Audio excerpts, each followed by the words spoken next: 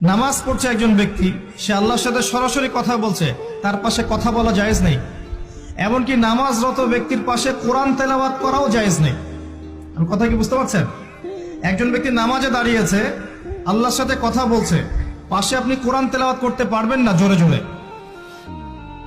মনে মনে করতে হবে, করতে চাইলে মনে মনে করতে হবে।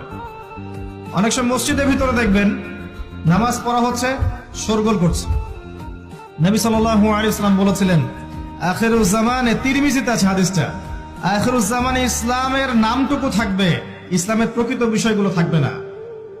কোরআনের মাসহাফ থাকবে, যে মাসহাফ, কোরআনের মাসহাফটা থাকবে, এর শিক্ষাগুলো থাকবে না। মসজিদগুলো হবে চাকচিক্যময়, কিন্তু মসজিদ হবে হেদায়েত শূন্য। আর চতুর্থ লাইনটা আরো ভয়ঙ্কর। 4 নম্বর লাইনে গিয়ে নবীজি বলেছেন সাল্লাল্লাহু আলাইহি ওয়াসাল্লাম, আসমানের নিচে জমিনের উপরে আল্লাহর সবচেয়ে নিকৃষ্ট সৃষ্টি হবেন এক শ্রেণীর আলেম, যাদের থেকে ফিতনা ছড়াবে এবং তাদের দিকেই ফিতনা ফিরে আসবে।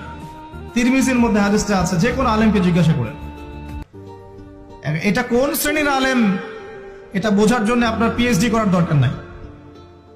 যারা দিনকে দুনিয়ার বিনিময়ে বিক্রি করেছে তারাই সেই শ্রেণীর আলেম।